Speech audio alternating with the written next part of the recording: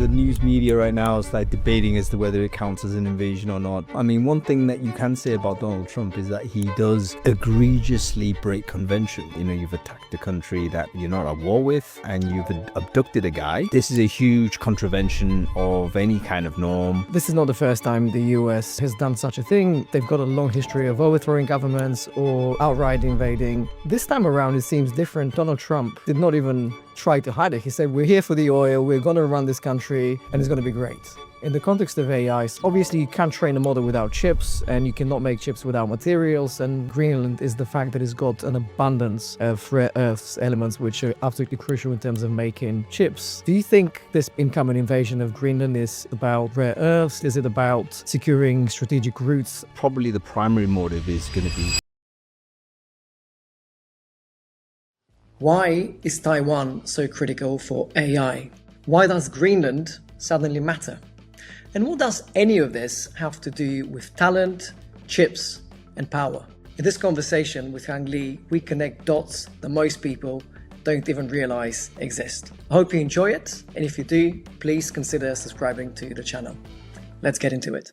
Welcome to the pod, man. Hey, my pleasure, Dim. Really is. Always good conversations with you. So delighted to be first time kind of recorded and kind of Officially. on air with it. Yeah. The intention for this conversation was to explore the geopolitics of AI, and I'm sure we'll get into it shortly. But I thought we should probably kick off with a quick recap and your thoughts on what kind of panned out just less than a week ago now with the US invasion, I guess is the correct term, of Venezuela, and the kidnapping of a sitting president. Yeah, I think the news media right now is like debating as to whether it counts as an invasion or not. But obviously, an egregious breaking of norms. It is to form. I mean, one thing that you can say about Donald Trump is that he does egregiously break convention. Yeah. You know, that's his pro forma. I think that's actually his superpower. Which is no matter what the context is, he's going to do something that's beyond the pale, and then challenge people to do something about it. And by and large, nobody's done anything about it. So yeah, this is a huge contravention of any kind of norm. You know, you've attacked a country that you're not at war with, and you've abducted a guy. You know, regardless of whether you think he's the legitimate president of the country or not. You know, who has given any country the right to go ahead and apprehend them. And so yeah, this is a significant moment in I would say world history, certainly modern world history, post World War II history. We're fully into a new world, you know, fully into it. There's no pretense now that we're in this like huge systemic transformation. Yeah. So talking about no pretenses, this is not the first time the US has done such a thing. You know, they've got a long history of overthrowing governments or interfering, outright invading, but historically always has been under some sort of pretext, right? It has always been in the name of liberal democracy, overthrowing dictators, you name it. This time around, it seems different in the sense that, as you said, Donald Trump did not even try to hide it. He said, we're here for the oil, we're going to run this country, and it's going to be great. What the hell is going on? I give Trump credit for it, right? In a bizarre way. Like he's obviously a person that is has a unique relationship with the truth, let's say, but he is probably more honest in some aspects of his behavior than many others, and he's more honest in terms of his description of you know, the realpolitik of how things work. You know, I remember if you rewind back to Trump 1.0, he was talking, you know, the news media would then interview him and say, look, you know, Putin does this, that, and the other. They kill this, you know, assassinate people and so on. And Trump, you know, shocked everyone by saying, yeah, don't you think we kill people as well?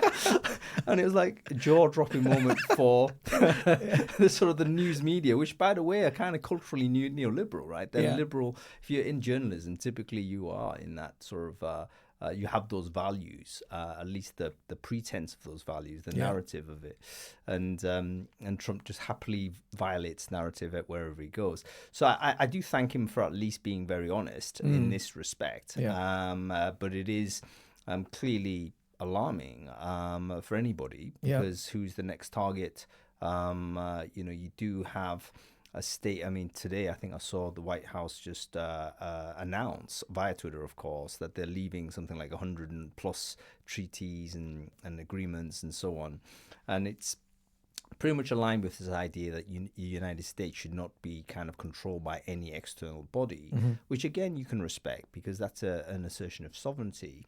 But at the from anybody who's non-US, you're looking at this and thinking, okay, it seems to be that the hyperpower on the planet is discarding any kinds of rules and norms, and saying we're going to do what we want to do, and that's obviously very alarming for anybody. Yeah.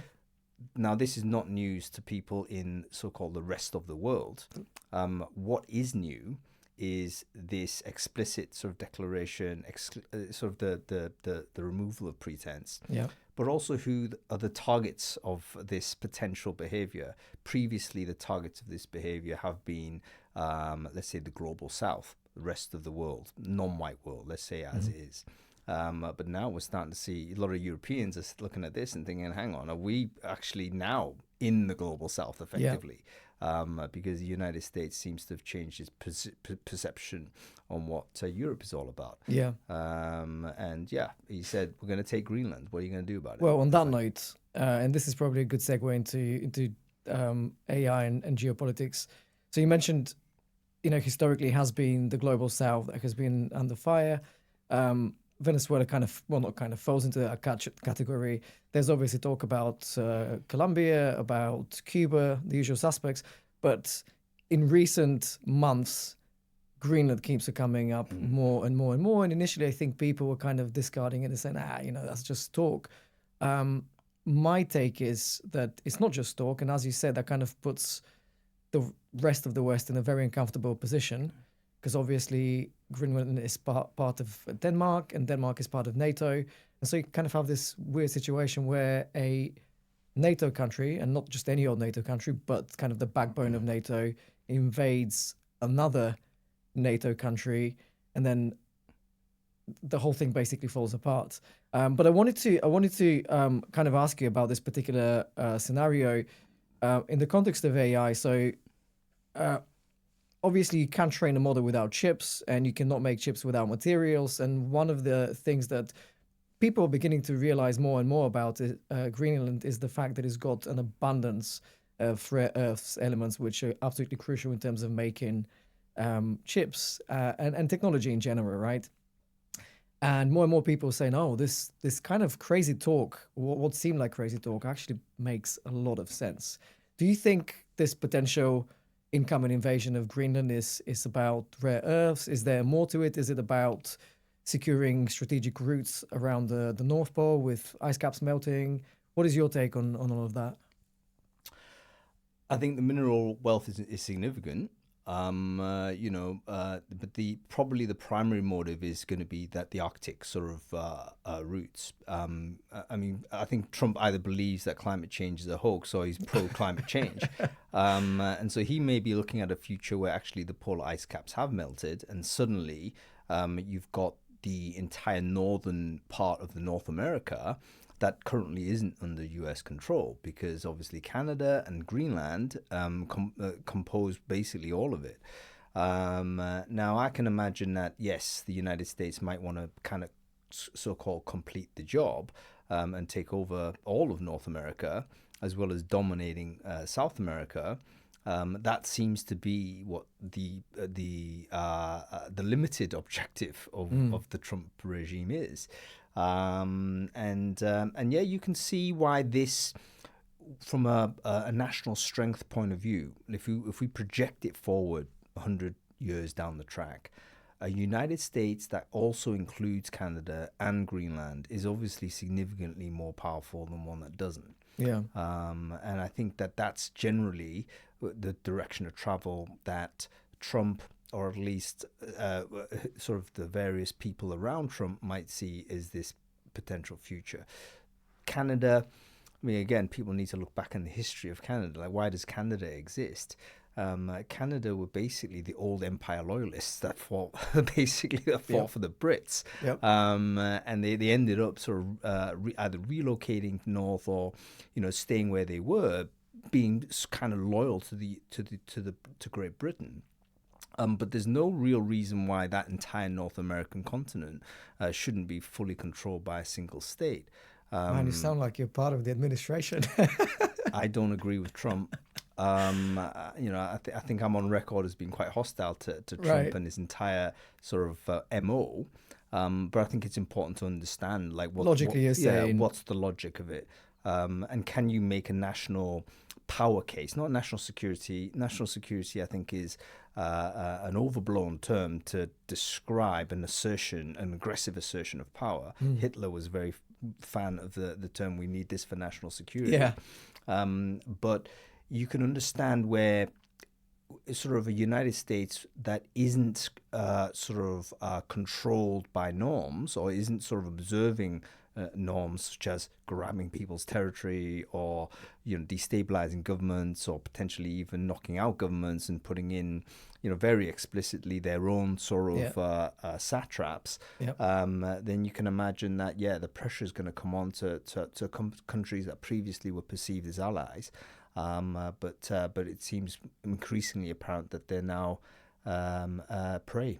So you're saying, if you project, say, 100 years into the future, you don't have to squint too hard to see how Canada and Greenland are actually part of the 51st and 52nd state. You pick which order they join in of the US.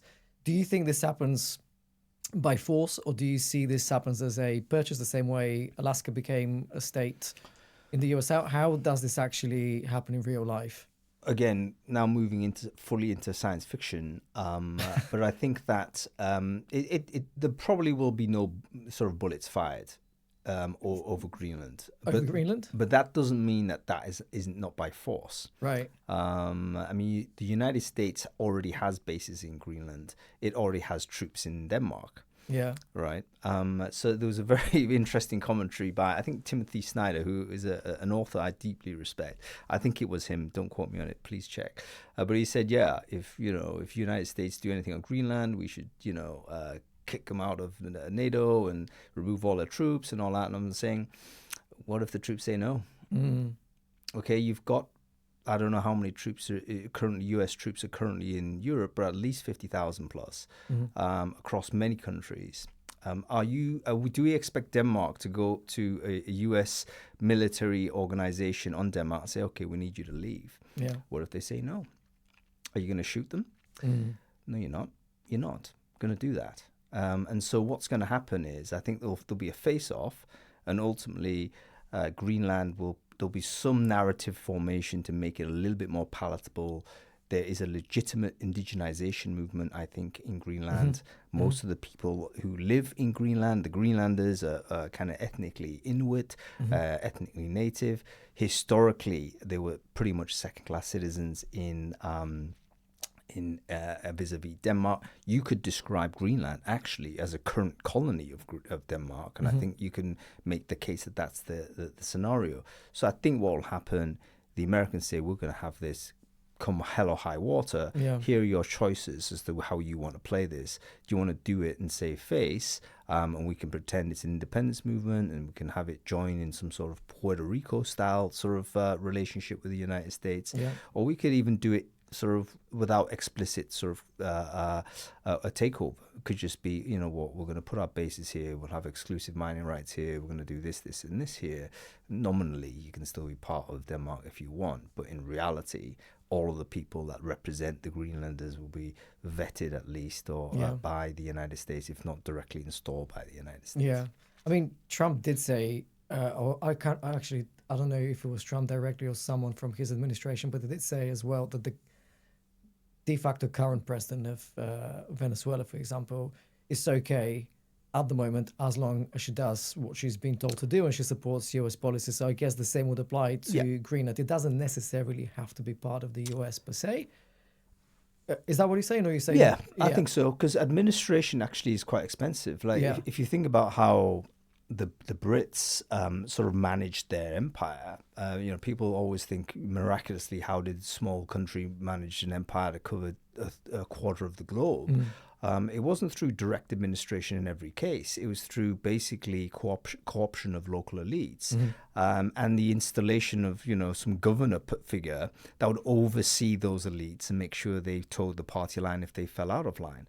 But the operational management of that local administration was generally done by local people. It was just that the colonial extraction was ensured to go back home. We're living in London. It's a beautiful city, best city in the world, in my opinion. But the reason why it's the best city in the world is because it had 300 years worth of absorbing the wealth of a quarter of the globe and more.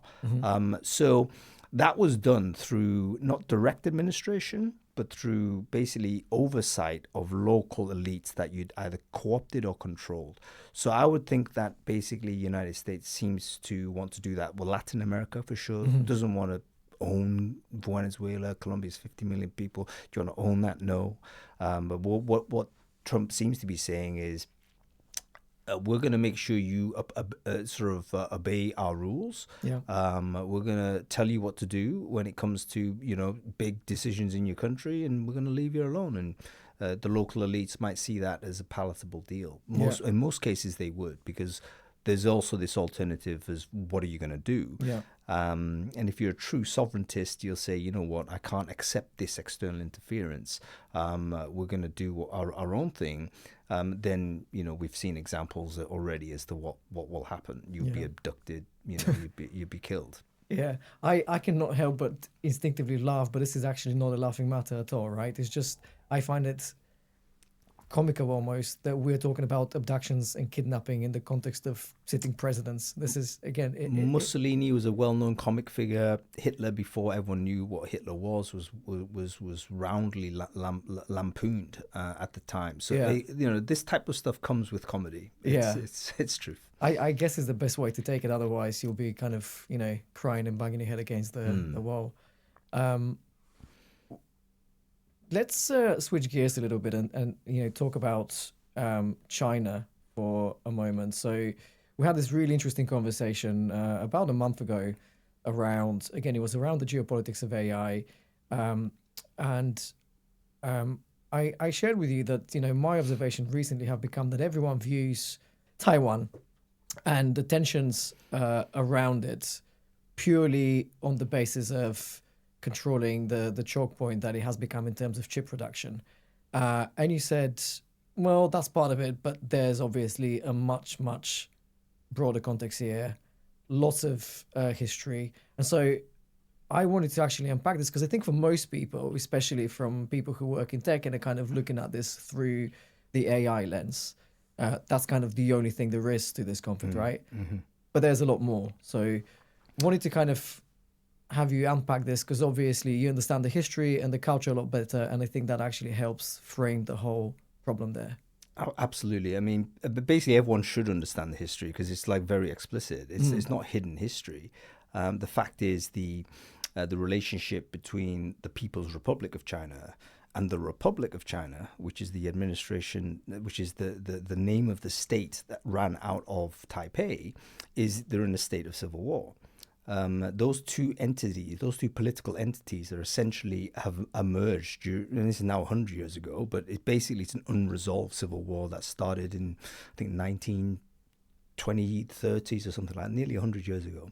So anyway, foundation of the People's Republic of China in 1949.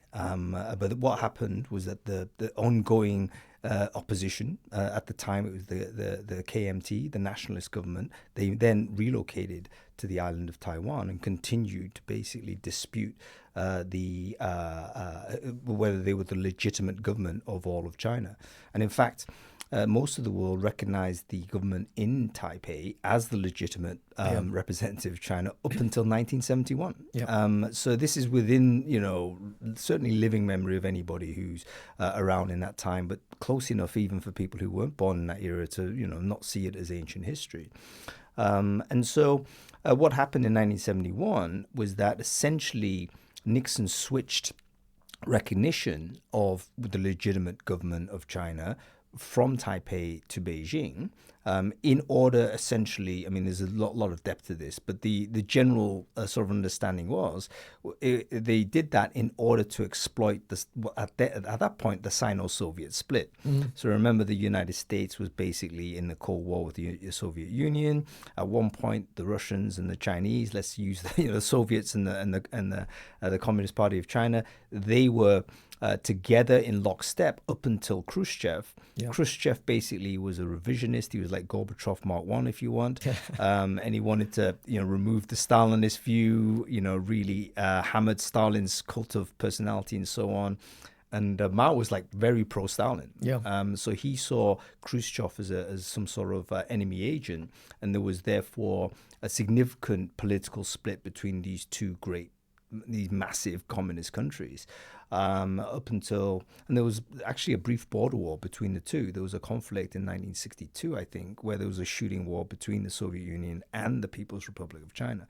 Which is not well-known fact. Not well known, but that basically led to a period where China switched its perception as to who their greatest threat was from the United States, and thought, hang on, Christ, we've got like the Russians here, the Soviets here, nuclear armed, right on our huge border. They seem to be shooting at us. We got a problem. And it was at this point where there was a big shift in terms of the Communist Party policy, which was no longer to try and like trigger a revolution worldwide. The Khrushchev break, the Sino-Soviet split basically turned communist China inward. They said, okay, we're not going to try and like overturn other governments. Actually, we need to defend ourselves against the Soviet invasion. How do we do that? We better make friends with the United States. Yeah. And the United States obviously saw this as an opportunity. We can split the communist bloc. And also, wouldn't it be quite good to have the communists actually fight each other? Yep. Brilliant. That seems like, a genius plan. And so Nixon switched it in 1971, amongst many other things that was significant at that time, such as coming off the gold standard, for instance. So 1971 to 75 was a hugely significant period, which basically set the scene for the next 50 years, the 50 years that are now coming to a close. It started in that 71 to 75 period, where basically there's a US-China rapprochement, the recognition of the UN that actually People's Republic is the legitimate government. The government in Taipei were literally thrown under the bus, Zelensky style, if you like, right? Classic stuff. Yep. You've fulfilled Same your playbook. usefulness. Yep. Under the bus you go, and they just had to operate as an unrecognized state. And obviously, with the power of the United States making that recognition, almost everyone switched their recognition to the People's Republic. Apart from about 10 countries, maybe 20 countries at that time, continue to recognize the Republic of China as the legitimate government of all of China. Yeah. So anyway, what happened? Obviously, there was the opening up of China came at this point. Yeah, on the back of that particular policy. On the back of the policy, no longer a hostile position with the United States. Let's get the Chinese to work. Huge amount of labor force. It was cheap labor. This is brilliant for global capital. US, of course, a capitalist country. And thought, right, we can exploit this labor. All of these people can start building stuff and making stuff for us and getting consumer goods at very low cost. And that started the journey of China becoming this manufacturing superpower that it is today. Yeah. But as it pertains to Taiwan, or the Republic of China, more properly stated, because Taiwan, in fact, is there's no political entity called Taiwan. There's another thing that this will trigger all of the pro-Taiwanese people, but that's the legal facts. The constitution in Taipei is around the concept of the Republic of China, of which Taiwan is one of, I think, 5 islands that constitute the Republic of China, by far the largest. But there are others which have several 100,000 people each. So anyway, the Republic of China simply had to roll with it as best they could, which was no longer a sort of recognition from everyone who previously were allied to the nationalist government. Essentially, by the way, Taiwan at this point, or Republic of China at this point, was a dictatorship under the KMT, who instituted martial law pretty soon after the de facto conclusion of the Civil War, even though there was never any agreement signed, and there were still shooting incidents occurred during the next several years or more. But mass casualty events, let's say, had finished. And pretty much, actually, let's put some additional context in this. The Mao did intend to invade the island of Taiwan. He didn't have a navy. That's a problem. Yeah, he couldn't do it. And obviously, the US patrolled it and therefore guaranteed the security of the island. But the Korean War started. And what Mao did was redeploy the kind of the invasion force he planned to go to Taiwan was then redeployed to support the communists in the Democratic Republic of Korea, also known as North Korea. So all their troops went north, and essentially the Taiwan just basically became, okay, what do we do about it? We don't know. It's like, kind of, we can't invade, we can't attack them, they can't attack us. Even though, interesting enough, Taiwan under Chiang Kai-shek still harbored interests of retaking the mainland. There's still slogans on certain islands that say "Kill the red bandits, we're going to retake the mainland." So that is still kind of there's still in the rhetoric is still sort of there, even though Taiwan today, the Republic of China today, has obviously given up any hope of reclaiming the mainland. And its de facto status now is really about there's a bunch of people that say, do we want to reunify at some point? That is the KMT position, always has been. But now they recognize, actually, we're not going to be the ones in charge. So do we still want to do that? And then you have the independence movement, which basically says, actually, no, let's drop this idea of retaking the mainland or even joining the mainland and just say we're declaring as an independent state the island of Taiwan, the Republic of Taiwan. Yeah. And that's the current government's position, the DPP. That's super helpful context to understand where we are today. But obviously, the way the geopolitical chessboard looks now is very different. Obviously, TSMC is how I would say most people in the West perceive Taiwan. And it's literally been reduced to like a chip manufacturer, right? And to an extent, in the eyes of the US, I guess, that is what it is at the moment. And if you look at it from that lens, they would never be happy with the reunification of China and Taiwan. So correct. So how does this pan out then? Because obviously, China's traveling in one direction. Mm-hmm. Taiwan, you can argue, is kind of split. There's a faction in the country that is very pro reunification, and there's another faction that is saying no, we want to stay independent. There's the third faction, which is by far the majority, which is just let sleeping dogs lie. Yeah. Like status quo is probably still the position of most people on the island of Taiwan, which is, look, whichever way you go, it's going to cause huge trauma. The best thing to do is fudge it. And fudging it, I think, is underrated as a strategy, because certain things are so difficult that it's almost inevitable that a full resolution of it cannot be achieved without some significant pain sort of inflicted and absorbed. So I think most people on the island would want to just let sleeping dogs lie, but it may well be coming to the point where that no longer is possible. Yeah. So what the US wants, again, we talk about broad terms, what the US wants, what China wants, what Taiwan wants. In fact, there's loads of factions in every one of those buckets. And oftentimes the internal factionalization of each of these entities causes those problems. Mm-hmm. So for instance, there's a bunch of people in the United States that say, we should want sort of the declaration of independence in Taiwan. These are the neoliberals. This is the Nancy Pelosi's. Actually, a lot of Democrats, would really be pro this idea. Probably for ideological reasons, I would say, because they're deeply convinced that a country with a system of government that goes to elections and a multi-party democracy. Do you think that is the case? This is why they're driving, or is it not again? There are some in the United States that ideologically believe that this is the case. However, there are other more realistic factions in the United States, of which Trump is one, as a matter of fact, who doesn't really give a shit about representative democracy, let's face facts. And he just wants what's best for him. And, you know, I think what Trump has done is basically inflate his sense of personal gain with the country's gain, right? So what's good for Trump feels like what's good, has to be good for the United States.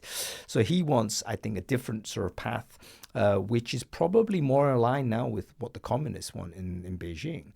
So What do you think? I think so. How so? So Biden basically was. The Biden policy was essentially super hostile. It was an escalation, actually, of the Trump declaration of economic war with China, really.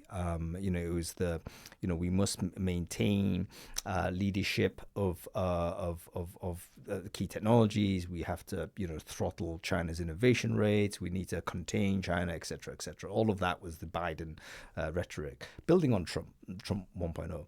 Trump 2.0 probably wouldn't want that as optimal case. Don't get me wrong. But I just wonder whether he now thinks it may not be possible to achieve, in which case, what's the second best option? Second best option is to relocate TSMC to Arizona. How does this happen? Well, without literally relocating the factory and bringing the people over, which is what's happening.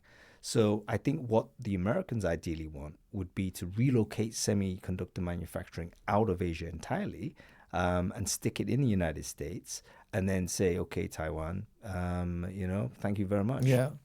So that is actually an interesting point you make. So if you kind of think of the AI power stack, so to code, you've got obviously models, right? The large language models, the algorithms, the software capability, etc.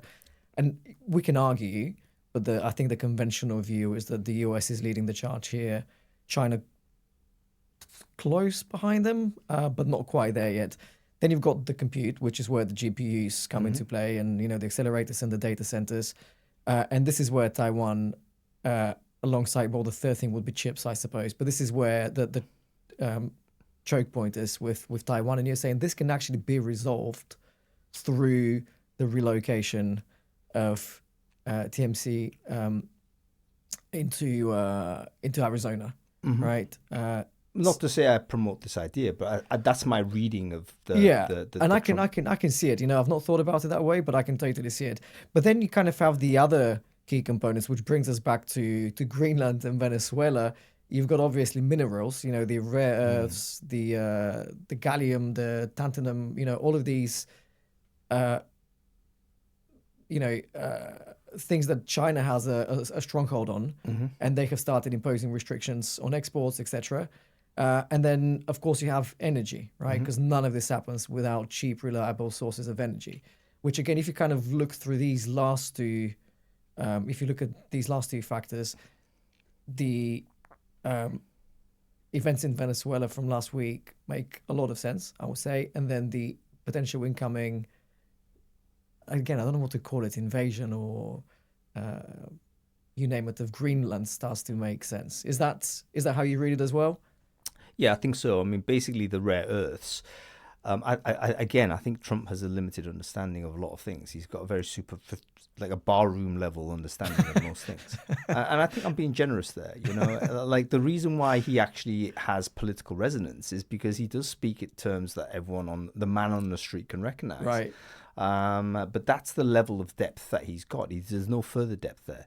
A good example would be the tariff war that he launched. It felt great for the Americans at the beginning because, hey, all of these people, they're all enemies. They're ripping us off. They're ripping us off, and we're all going to blast them. And it felt good, as a citizen of that country. Your leader's saying this. It's, of course, this is good.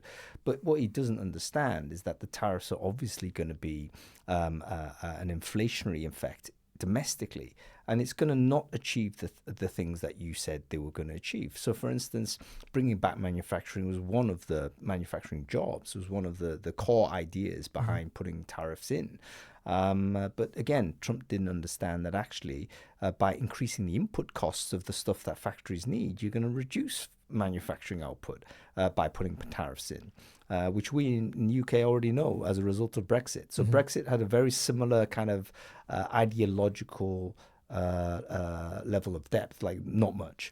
It was the other was bad. We're going to do something which hurts the other, therefore that must be good for us. But in fact, no. The world's much more complicated than that, even though not that much complicated. Yeah. You know, the fact that components go in and out of machines, that shouldn't be confusing to anybody. And the fact that if you have to produce everything yourself, having gone through 50 years worth of globalization where all of these supply chains are distributed globally, it shouldn't sort of be that difficult to understand to unwind that. It's going to be very difficult, painful, if not impossible. So anyway, Trump's got a limited understanding of all of this. And I think he is emotionally coherent, but basically in every other level of coherency, pretty incoherent. So in other words, he is what feels right, he'll do it. Yeah. But he's often wrong with that. Yeah. Would you not argue, though, that the people he has surrounded himself with actually have a much better read on what the implications of some of these policies are? And, you know, now we can argue whether he takes advice from these people or not, or we can even argue whether he acts upon his own will or, you know, he is serving other interests. But assuming that, you know, he has surrounded himself, which I think is very much the case, with very smart people who understand the implications of some of the policies and provide him with the right advice, would you not think that he would actually act in accordance with their advice? Or do you think Trump is Trump and he's just going to go and do whatever he wants? We've heard this story before with George W. Bush, a man of limited ability. Right. And I remember I was like shocked that this guy was like elected, and then everyone said, "Don't worry, he's surrounded himself with all these like smart people." Yeah. And they're going to give him good advice, and I'm thinking, those smart people are factionalized. And when you've got a dumb president, a dumb leader, you can manipulate him. Now, Trump, I think, is quite easily manipulated because he's vain, he's egotistical, you flatter him, you offend him, you can just literally direct him. What's unique about Trump is that he's extreme with his reactions. So you might not like the manipulation, the outcome of your manipulation, because it'll just may bounce in a way that's very, very difficult for you. So yes, there's smart people around Trump. Of course there is. You know, there's lots of smart people in the political establishment in the US, but they're factionalized and they're driving their own agendas. Yeah. And they're manipulating Trump. You know, it's easy to manipulate someone just by giving advice or providing a report or, you know, giving. Trump doesn't read. There's another thing that's very clear. You give him, wasn't one of the funny stories in Trump 1.0 is that you need to get a big Sharpie out. You know, it's like he's not going to read the documentation and get into the policy. He's a totally new type of leader. Yeah. What you do need to do is to give him a meme. And it does. If that emotionally resonates with him, then he might go ahead and do that. So I think, yeah, he's subject to a great deal of manipulation, because he doesn't suffer any of the personal consequences of that, then, you know, does he even care that much? Yeah. How do you think about, so, you know, one of the other things that I thought was really interesting when we were chatting over dinner last month was how, and this is a bit of a U-turn from what we're talking about now, but nonetheless very interesting. We had this interesting conversation around the different approach that the US has taken versus China in terms of AI, right? One kind of doubled down on this idea of achieving artificial general intelligence, and if we get there, or when we get there, I think is the common belief, that solves all our problems, ensures geopolitical dominance, we become the superpower, so we must throw everything at it. And China, you were saying, have taken a radically different approach. Can we unpack this for a second? Yeah, sure. So it's very interesting to see this AI race, because it seems that there's like the race is the two different races, really, even though I think in the Western world we don't often see that, because unfortunately, like an accurate, even a nuanced take on China is like very difficult to encounter these days. It's pretty much, since the last decade, it's very clear that the entire media establishment has moved in a certain direction, adversarial and hostile. Yeah. And therefore the information that you get tends to be inaccurate because it tends to validate adversarial and hostile positions. So anyway, the position of this AI race to AGI if you talk to people that, and they're very explicit, these are the tech oligarchs, and they say AGI is around the corner. The theory is, AGI is going to solve all problems, because once we unlock this level of intelligence that's able to self-improve, self-learn, it'll just accelerate forward. All of humanity's problems are going to be solved, because suddenly we have unlimited, uncapped intelligence. Of course, that's going to be, brilliant for us. It's Arguably, it's not quite clear what happens at that point. They just assume utopia emerges without questioning, okay, what if we do create like a competitor intelligence to humanity? Why do you assume this is going to be beneficial to us? Do we want to create a super intelligent? Like, did you not watch Ultron? Do you want to create that? I don't know. Anyway, there's a bunch of people in the US that do want to create this, and you could probably identify a number of the leading players. OpenAI, Grok probably wants to get there. It looks like Zuckerberg wants to get there in some way. That sort of race is not really where China wants to go. Again, I'm using like big terms like China, US. But the reality is, from a policy perspective, the Chinese basically see the value of AI really as being more diffused into the industrial economy. So they're not thinking about the post-industrial economy of some sort of godlike figure, solving all problems. They just want the machines to work more effectively.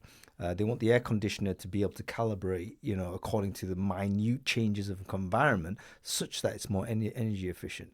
They want to increase crop yield by 5%, given, more accurate distribution of fertilizer per plant. That's what they want to do.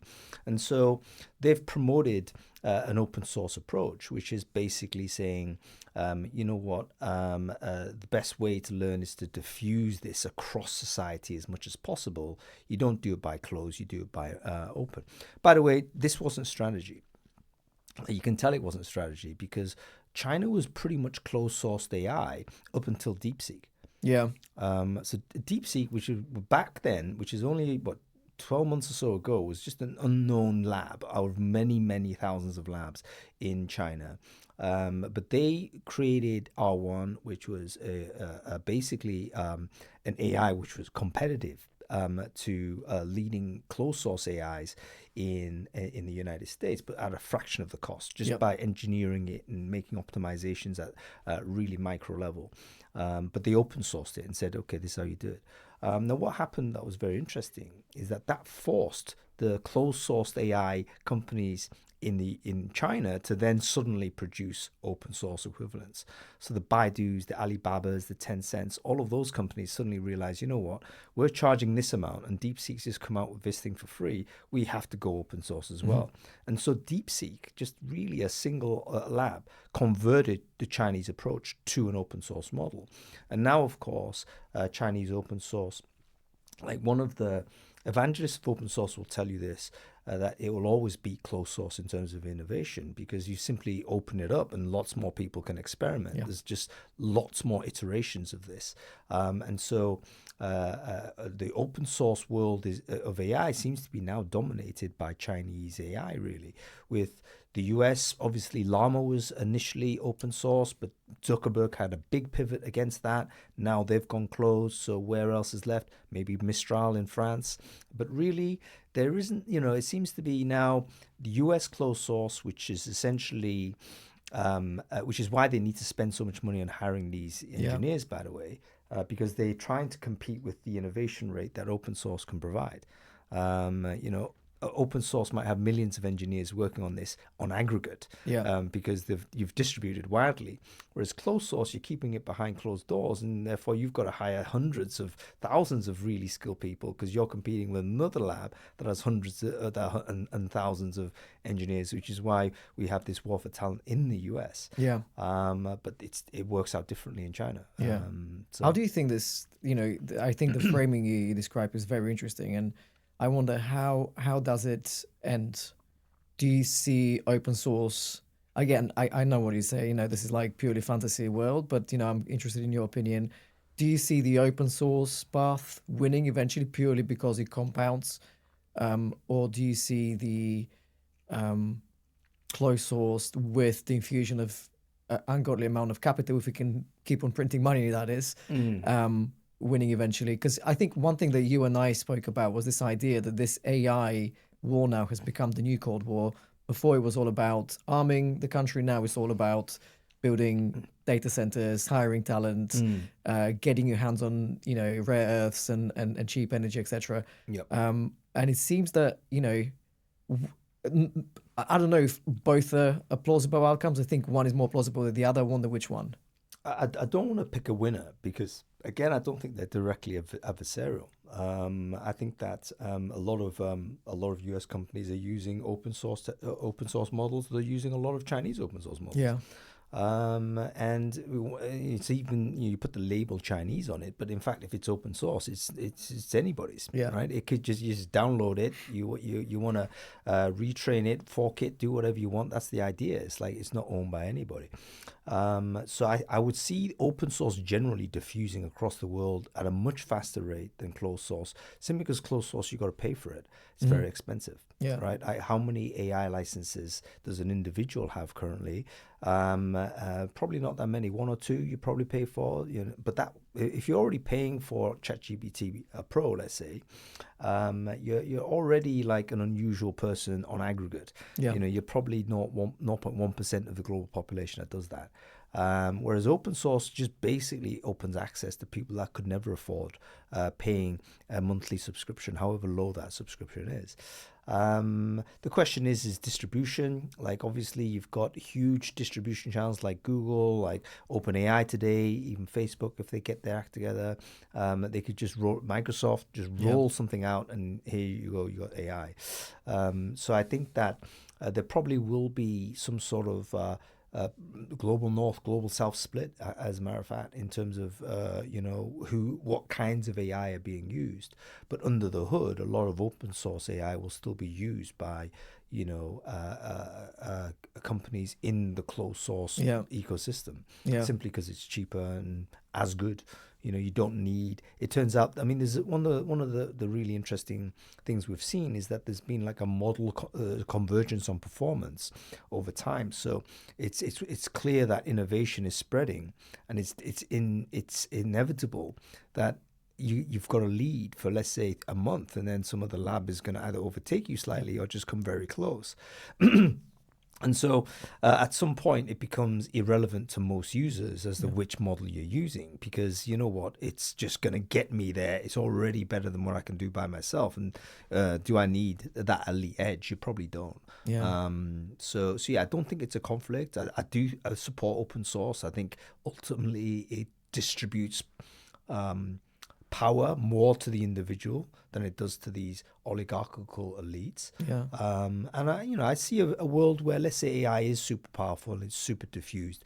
It would probably optimal if an AI was trained purely on your own data that you control, with a system that's completely loyal to you and you're sovereign over it. That would be the optimal case. Excuse me. Rather than go to any sort of system that's closed and you're paying a subscription to, and you're thinking that you own all of that data, you own that AI. You don't. The company that supplies that service to you owns that data and owns that AI. It only pretends to be you. So imagine you create a digital twin who's your best mate, who you turn into an emotional symbiotic relationship with. What if that sort of AI is actually loyal to Sam Altman rather than you, which is the case if you go with ChatGPT. It may not be the case if you actually have an AI model downloaded on your air-gapped PC and is trained purely on your own sort of data, and you can switch it on or off as you see Would you fit. not argue, though, that most people, again, go into, open source, and again, I'll say open source Chinese models. Would you not argue that, and I do air quotes here when I say Chinese models, because as I said, if it's open source, everyone knows it, but would you not argue that people would say, well, look, if it originated in China, there's some sort of backdoor, and inevitably the CCP actually control that particular firm, the model itself, they have infused their ideology. So whether it's Sam Altman with a closed model or the CCP with an open source model, it doesn't matter. You're always going to be owned by someone. Yeah, it's a really interesting point. And I think that we're foolish if we think that any AI model isn't ideologically inflected. There was a really interesting sort of research testing all of these models actually to see which one is more biased one way or the other. And clearly they are biased. These are cultural products at the end of the day. And they emerge from the cultural milieu of the people who are building it, and then doing the reinforcement learning and all the rest of it. So yes, I think all of these things may be the case.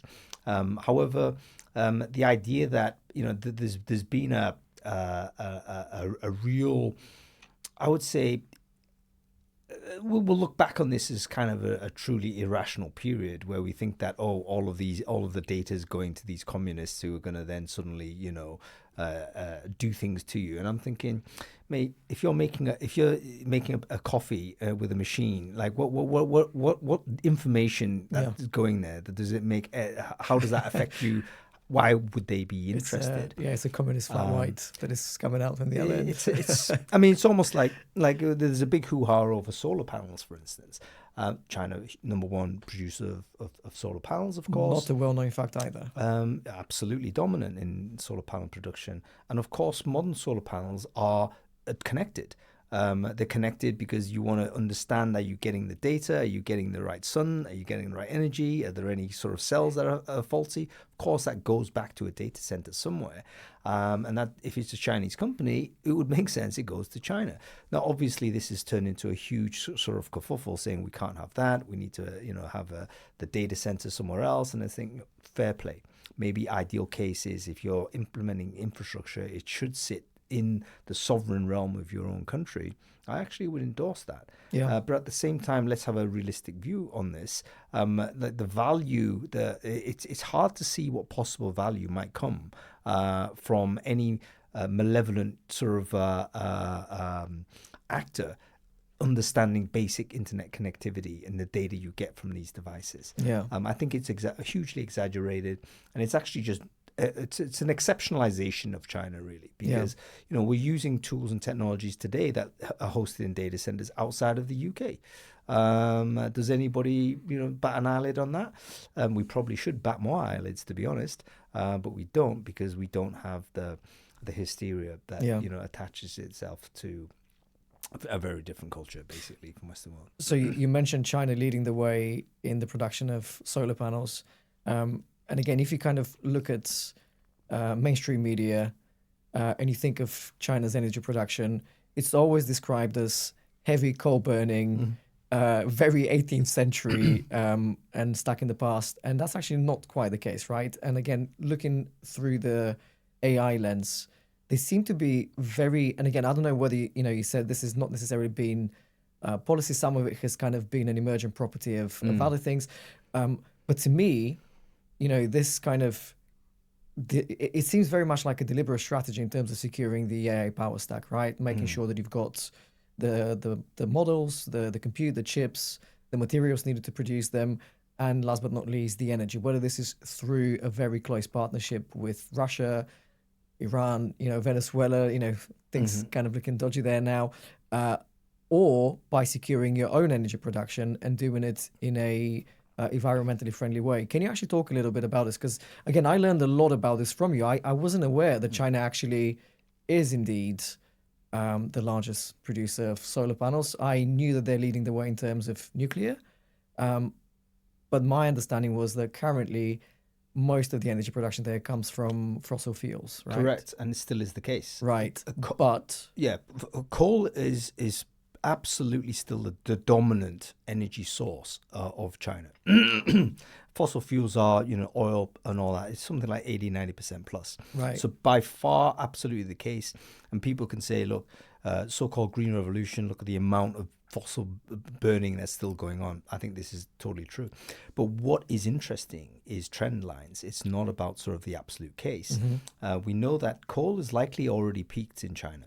And the kind of contribution of renewable energy is starting to spike up, replacing the coal demand. And this is all the time where China's manufacturing and use of energy continues to go up. So on aggregate, China is producing more energy year by year. But the percentage of coal burning is going down relative to renewable sources, hydro, solar power, wind. The reason for all of this predates AI. Let's not forget the communist. The Politburo in Beijing, they're all like 60, 70-year-old blokes. They're like complete boomers. They're not like AI switched on. Do you know what I'm saying? Yeah. So the AI movement really caught them on a hop. They didn't predict any of this.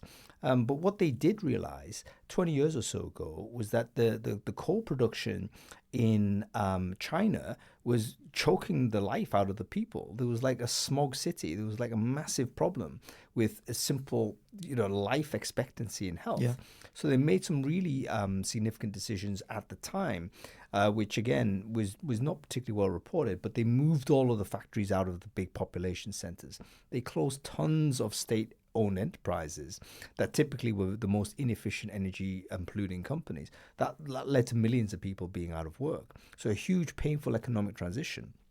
But they said, you know what we're going to do is get into batteries. We're going to get into renewables. We're going to switch to a kind of an energy transition.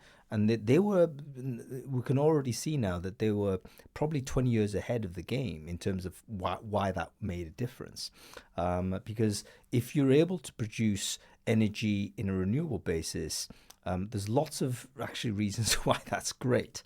Firstly, it means you don't have refueling problems, right? One of the problems with fossil fuels is you've got to keep refueling these things. If you've got a solar panel, it just sits there. It sits there for 40 years just absorbing energy and then translating it and same with hydro, same with nuclear, same with whatever. Your refueling problems generally recede, so you don't need to keep feeding the machine. And secondly, yes, it does cost a lot of old energy to get to the new energy transition. Making physical equipment, making nuclear reactors, making big sort of wind turbines, making solar panels, that costs energy. And a lot of fossil energy was used to create that. Yeah. But you can see at some point, the renewable energy will be replacing the fossil energy that will then go to make more renewable energy. Yeah. So there'll be a positive reinforcement loop going forward.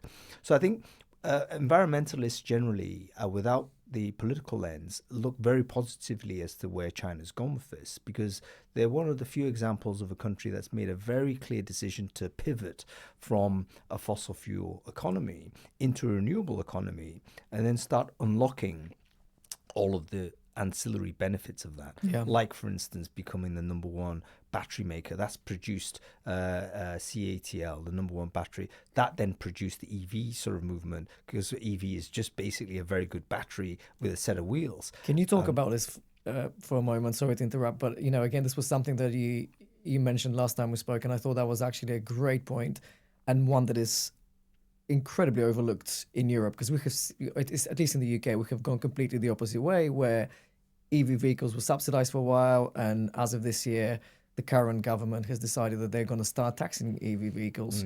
And China has gone the opposite way. And I think you make a great point that there's more to the story of EV vehicles, not just being great for the environment, but also as a means of storing the energy that is being produced, which the grid can currently not handle. Can you unpack this a little bit? Yeah. So one of the problems with renewables is intermittency.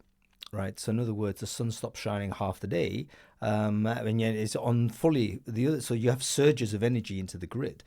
Now that energy needs to go someplace, because if it doesn't, it will then sort of create a blackout. It will break the system. Yeah. And so typically you'll have things like switching off the turbines. Very famously, the anti-green movement will look at, we've put all these turbines in the North Sea and we're switching them off half the time. The reason why you're switching them off is because the grid that we've built, we haven't invested in it, and so we can't absorb. We don't have the storage facilities where you need batteries. We don't have a grid system that is dense enough to be able to circulate the energy. So China has a number of advantages. The primary one is the size of the country. So if you have a continental scale country, basically you've got a massive grid and you can send the energy where it's needed, right? So in other words, you can overproduce the energy in a certain part of the Gobi Desert, a huge amount of sun, great. If you just had a small grid connected purely to the Gobi Desert, it will simply fry itself up. Yeah. But you can just send a high voltage power line to Beijing. Guess what? There's unlimited requirements of energy there. Great. So you can distribute the energy across an expansive grid. So you need to invest in the grid infrastructure capture, as well as building these renewable energy capture installations. What the UK hasn't done is this. It's hugely expensive to build out your grid, and so you have to occasionally do switch off these renewables. So anyway, the concept of cars basically being mobile distribution and storage units is very compelling. Imagine if you had a two-way flow of energy where you can charge your car at night, but actually if your car is fully charged and has excess capacity, it's plugged into the grid, it can then supply energy in case of emergency somewhere else. Yeah. Why would that not be amazing? Elon Musk knows about this in the US, but obviously he's battling a completely different ideological environment there.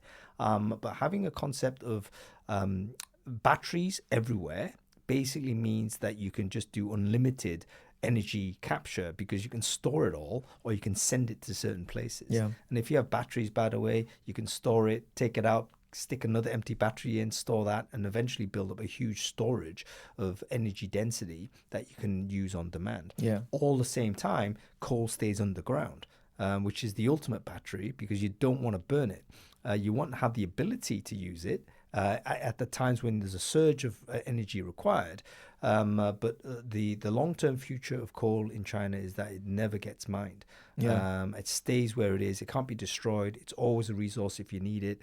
That will be perfect scenario.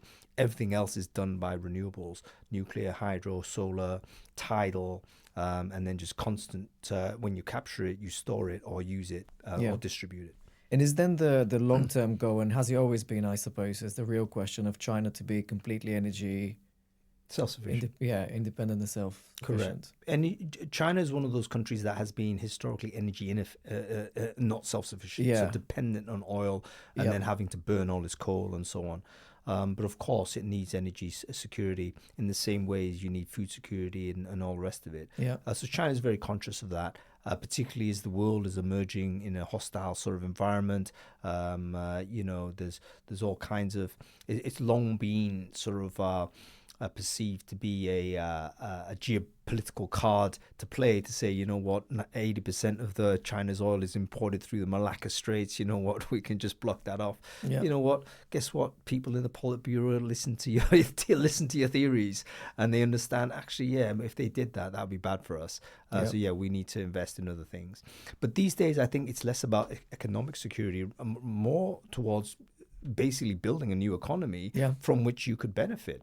If you look at all of right now, new energy production in terms of employment is actually not particularly large, but overwhelmingly, so I think something like 90% of the new jobs that are being created in the new energy world are actually in China. Yeah. And why is that not a good idea? Yeah. You know, of course, build a new energy, you build a new ecosystem, you build new skills, you get new jobs, you build more wealth for your people. So I think it makes perfect sense, and it's a bit depressing to see where Europe's gone because and the United States should be a new energy superpower. There's no question about that, and it will be at some point. Right, inevitably, at some point, United States will be a renewable energy superpower.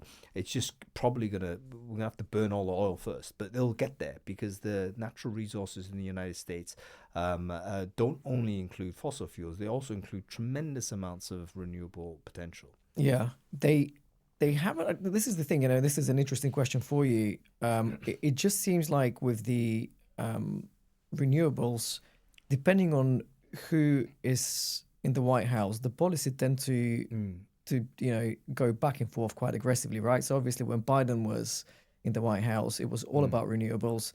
Trump comes in, he says climate change is a hoax, forget about this, no more subsidies, drill baby drill, right? And there's a case to be made that in this particular case, democracy doesn't necessarily secure the best outcome in the long term, right? Say what you want to say about the CCP, they have been consistent with what they do, and they have been able to drive these really long-term policies around securing self-sufficiency around energy. Again, with AI, as you say, not necessarily intentional, but again, they can ensure that whatever path they're on, they see it through. And in the US and the West as a whole, where we have liberal democracies, the continuation of the policy is not guaranteed based on who is elected, right? Totally. I mean, the term is strategic endurance. Right. And from a kind of an investment point of view, it's just it's stability, political stability. And what we mean by this is that the problem we have is a lot of the energy transition is a multi-decadal project. It's not a 5-year project. So the internal clock of representative democracies is 4 to 5 years. Yeah. And it's probably even less than that, because the last year of any 5-term government is usually spent on trying to win the next election. So they abandon all of the strategic stuff and they go down to, okay, what do we need to do to become popular again? So you've really only got 3 to 4 years to do anything. And I would even say the first year is an onboarding process. Right? You come into government, Labour government come in for the first time in 10 years. Nobody in there has any experience of running government because they've been in opposition for 10 years. Yeah. So there's at least 12-month period of just onboarding. So in fact, there's only 2 to 3 years where you could actually implement policy. And then that cycles out again, because let's say you don't succeed in winning government for the second time, you get another party in that will then rip everything up again. So I think there is certainly a structural problem with strategic decision making in systems of government that have this type of cyclical kind of process, which is in fact why the deep state exists. Yeah. The deep state is often considered to be a negative connotation, but the deep state is absolutely necessary for the management of a country in a representative democracy. Yeah. One of the most famous comedies in UK history was Yes Minister. Yep. And so this is in the 1970s.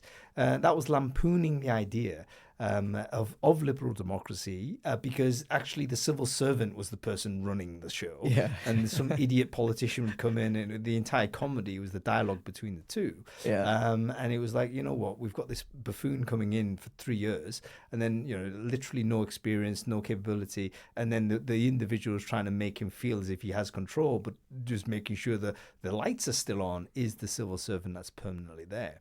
So liberal democracies need the deep state. Problem is the deep state can sometimes operate on its own agenda. So I think Trump may have some point there. And that there's sort of kind of an accrual of values within a permanent structure that doesn't cycle through. Yeah. The difference with the communists is that the deep state is the state, right? Yeah. There is no deep or not state. It's simply that's how it is. And so it's a little bit more explicit as to, who runs it and how it works. Yeah, yeah. So we've covered a lot of ground, and a lot of the conversation has focused on, this tug of war between the US and China. We have largely left arguably the third superpower out of this, which is Russia.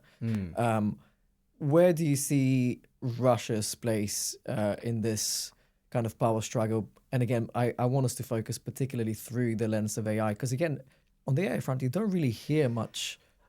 No, I think it's very difficult to talk about Russia in a sober way, because fundamentally disappointment is my general sort of sense, because the talent in Russia is enormous. If you look at the contributions, a lot of the sort of people in the AI field are either Russian or Soviet trained or have that experience. They've got immense engineering capability.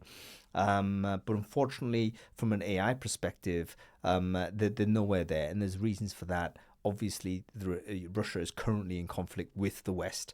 We can say that.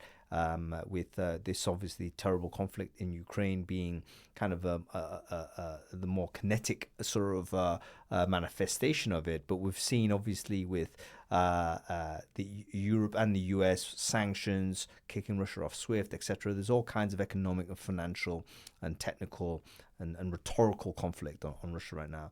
So they're boxed in. I don't know what happens. We still have to recall that it's kind of an ostensible democracy, but is ran clearly by one man. We don't know what happens after he goes. What we can say about Russia is that, firstly, it's an enormous country with probably the most access to fossil and renewable resources on the planet. Secondly, it is underpopulated. There's only 150 million people, and they're clustered in the western part of Russia. Vast tracts of land in Eurasia, completely very sparsely populated. I don't see them quite as a superpower per se, even though I think a lot of the Western commentary of them just being a gas station with nukes is completely off beam.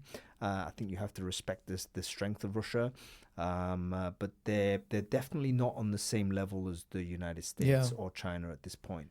Why do you think that happened? Because again, if you rewind the clocks, a mere 20 years, well, call it 30, just before the collapse of the Soviet Union, it was always Russia and the Soviet Union and the US, and China was kind of the the distant kind of emerging power, right? And all of a sudden, in 30 years, complete reversal. Like, what did the Chinese CCP get right, and what did Russia get wrong, or how did we end up here? Because as you make a great point, they've got the resources, they've got the land, they've got the talent. Capital, maybe you can argue, has been severely restricted because of sanctions and the conflict in Ukraine, but everything else seems to be there, yet they seems to have fallen behind. Why? It's I'm not an expert on Russia, but if you look at I grew up in that sort of post-Soviet era, and Boris Yeltsin and all the rest of it.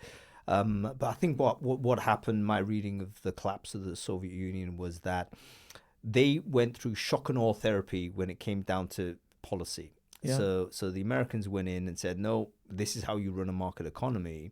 And that basically was a catastrophe because it led to the rise of this oligarchical class. We talk about Putin's oligarchs and all the rest of it. Those oligarchs existed pre-Putin, and in fact, they were probably the reason why Putin then emerged as the leader of the country. Putin's KGB. Yeah. So if you think about how countries are kind of, we like to think of countries as sort of discrete units, but in fact, underneath the label of a country, there's different sort of forces at work. So the oligarchical class emerged.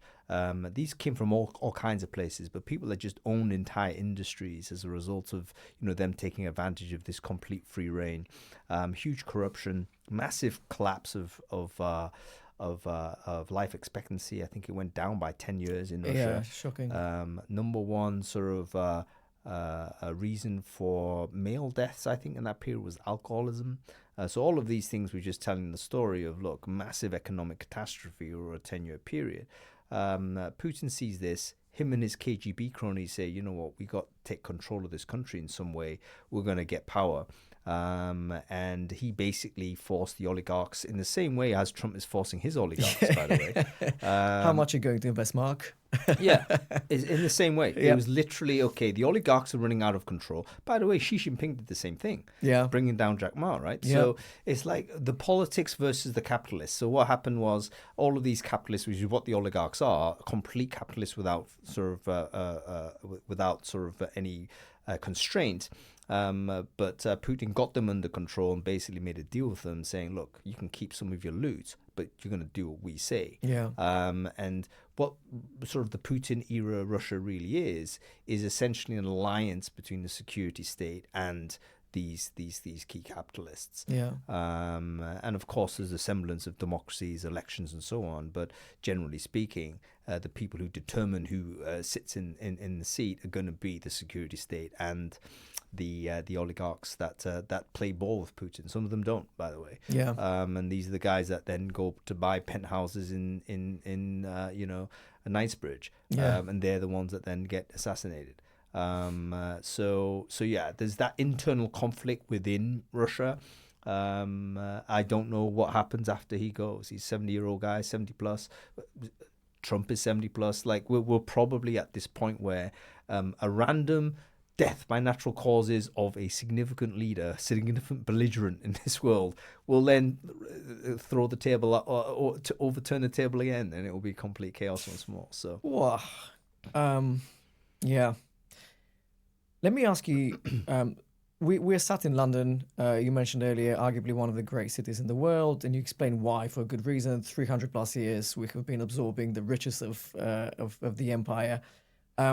The feeling on the ground right now, though, at the beginning of 2026, is that London is no longer the greatest city in the world. And this is not my perception, but it seems most people are kind of feeling it.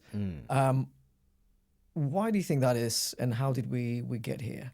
And from there, what happens in the the context of everything else we discuss, where is the UK and broader Europe left? Because obviously, again, the conversation has focused predominantly on Russia and China, the US and China and, Russia for a little bit, but everyone else kind of seems to be left out of the picture. So I threw a lot of you here. I don't know how you want to unpack it, but... Yeah, listen, we're not in the Britpop era, No. We had that enormous wave of enthusiasm in the early tens, where everything was going gangbusters for the UK to a certain degree. But UK and Europe together, I think, are in deep trouble. I mean, if you look at, again, 20 years ago, the EU at that time, let's include the UK in that, constituted something like a third of the global GDP. Yeah. These days, it shrank to something like 15%. So it's far smaller share of what the world looks like. Again, 20 years ago, European companies, we had global players there. Skype was there. Shazam was there. We had all kinds of amazing. We had sort of mobile phone makers. We had all these types of things happening in Europe. Nokia and all the rest of it. Ericsson, and so we can say that Europe overall over the last 20 years has either missed the boat or not taken advantage of opportunity, or worse, fail to see the dangers ahead and make a correction. So I think it's probably in the latter. Europe lacks a lot of resources that it desperately needs. It lacks energy. Yeah. So energy insufficiency is one of the biggest problems it has in this current moment. You look at Germany, for instance. They were very reliant on cheap energy from Russia. That was the bedrock for what was and still is a manufacturing, energy-intensive economy. Yeah. Germany makes and exports a lot of stuff. Guess what? If you make and export a lot of stuff, it costs a lot of energy to do that. But energy prices since the Ukraine war kicked off has spiked up by I think 4 times the price. So if you're running a factory, suddenly your fixed costs on energy go up times 4. You're going to shut your factory down and relocate it elsewhere, which is what these companies are doing. So Germany is in a lot of trouble. Europe in general is in a lot of trouble simply because of the energy sort of infrastructure. It's clear that the influence of Europe has declined significantly. UK is in a really unique position because it's lost influence in Europe as a result of Brexit, but at the same time, it doesn't have a huge amount of influence with anybody right now. It has declining cultural influence. It's still got some influence at operational level. It interacts with the US in a very entangled way, but it's not clear that we're able to influence what the US does. And maybe that was always a fantasy, but we're not Thatcher and Reagan relationship. This is not the relationship. Starmer and Trump is not Thatcher and Reagan. Thatcher had the personality. And at the time, the UK was a much stronger economy with much stronger sort of military. They had the ability to actually back the Americans up and say, actually, you got to do this. You can't do that. These days, the UK can only be a supplicant to the United States, which is a desperately sad situation. I'm not sure how the UK or Europe emerges from this. I think there's a lot of pain to go. There's a lot of ideological positions that Europe has kind of taken as axiomatic that they need to reject. So, for instance, the current leadership level in Europe is still wedded to this neoliberal, quote-unquote, Western order, which the primary sort of force in that order has conspicuously rejected. Yeah. Right? So you're still defending what the Americans said was the right thing. The Americans themselves are rejecting this. And so part of the reason why Trump hates Europe is not because of any Europeanness. It's because Europe is woke. Right? So woke is part of that neoliberal concept of universal values, which everyone must have. And anybody who doesn't have them, they need to necessarily be oppressed. Therefore, they need to be freed in order to have these universal values. That's still the mindset of all of the European tier of leaders, be they in EU, NATO, or domestically as leadership. The US has rejected that. Trump does not believe in universal values. He believes in strength. and he believes in impressing that strength wherever there's a weak point. So Europe is still trying to pull the US back in. I think Europe is still hoping that there'll be another Trump's out in a year or two, there'll be a new Democrat person in, and we'll be back to Biden 2.0, whatever it is, and all will be good. But there's a huge weakness right now politically in the EU and any of these institutions, because it doesn't seem that they can defend the population or the countries against attack by the United States. What is your take on, so to your last point, I think the hope in Europe is that at some point Trump disappears, retires, goes to play golf in Mar-a-Lago, whatever, and a new Democrat moves into the White House. It seems that most people now are leaning more the other way. Trump somehow amends the Constitution and gets another term, and then Europe is completely buried. Like, where do you sit on this? Which one do you think is more plausible? Earlier you made the point that he's 70 plus as well, so there's that. But he's also one of these Rupert Murdoch type figures that probably never dies, right? So he may well just continue going as he is, just eating hamburgers and not exercising. But yeah, I don't know. But I don't see that Europe has the ability to say no to the United States, irrespective of who's in the White House. And that tells you basically kind of an erosion of confidence, an erosion of power that caught the Europeans generally on the hop. They didn't see it. Basically, they didn't see it until it's too late. They really needed Charles de Gaulle. I mean, people need to pay attention to Charles de Gaulle.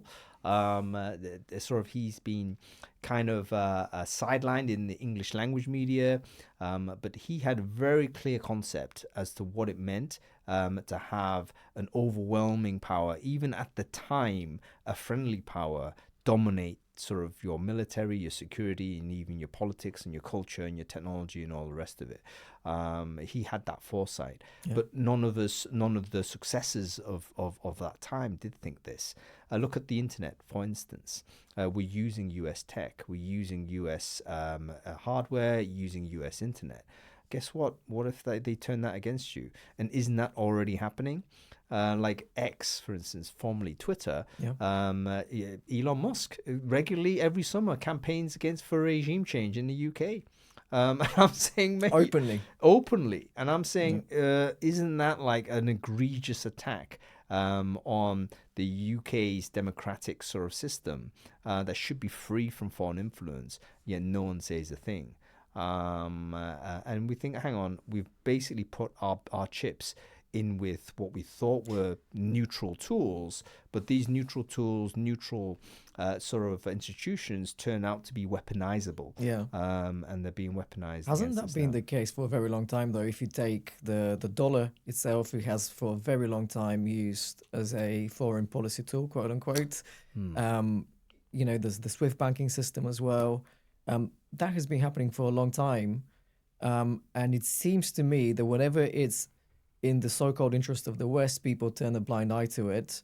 But if you kind of let it go and slide for too long, it's very easy for you to basically be on the receiving end of that, right? I think that's basically what the Europeans never anticipated.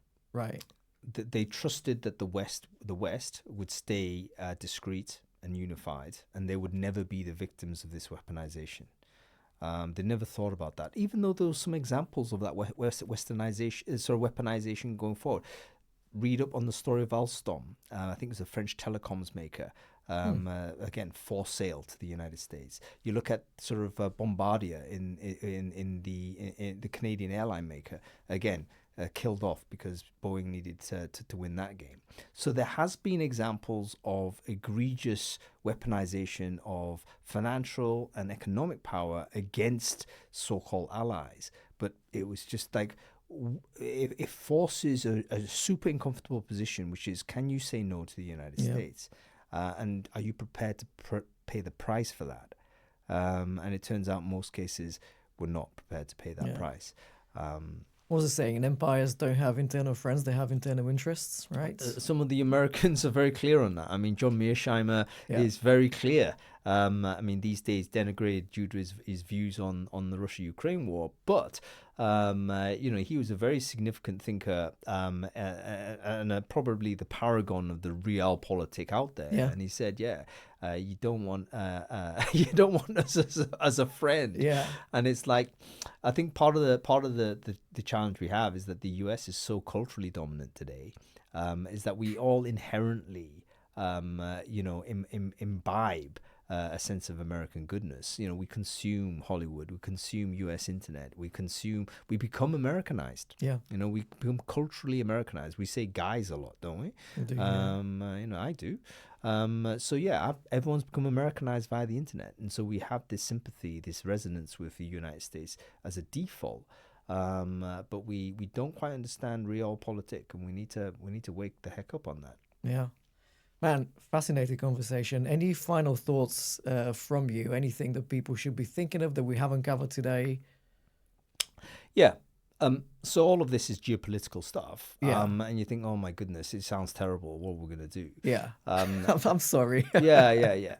One of the things that keeps me kind of going is to say, you know what? Let's contextualize it beyond the geopolitics, beyond the humanity and all the rest of it. I think some of this stuff is just generally inevitable in any kind of complex society. If we went to, Betelgeuse and found a planet there with a bunch of, evolved scarab beetles or whatever, they'll probably have very similar, analogous sort of geopolitical tensions that we do today. Yeah. So I think this is just a period we as a species have to go through. It's of course going to be challenging and tough, but we have to back Team Humanity to get us there. And so my allegiance over all of this is what is best for Team Humanity. How can we all get there together? That's generally the thing that keeps me optimistic. And then from a personal point of view, what can you do? Don't underestimate the small acts and externalizations you make, because we're all connected. You can influence somebody, just one person a day in a certain direction, and that will have a butterfly effect that you don't know, or you can't predict. Just try and make that effect positive. So be a +1 to the universe every day. And then I think if enough people do that, we're going to be okay. Amazing. Hopefully this conversation can make a small contribution and influence at least one person, and see a butterfly effect from there.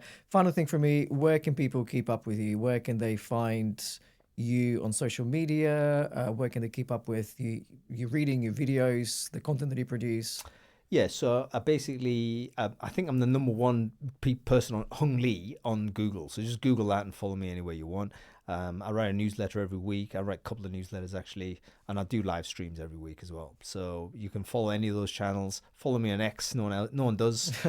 I think I've been throttled through my anti-Musk diatribes. Oh, gosh. I've been throttled, but you can follow me on there. What I do on X is generally use it as a bookmarking tool. So I repost stuff that's interesting. So it's not necessarily audience building. It's more like, that's interesting. I'll take a deeper dive on that. Awesome. Thanks, Hang. Always a pleasure, man. And I'm very much looking forward to doing this again. Yeah, brilliant. Love to come back. Thanks.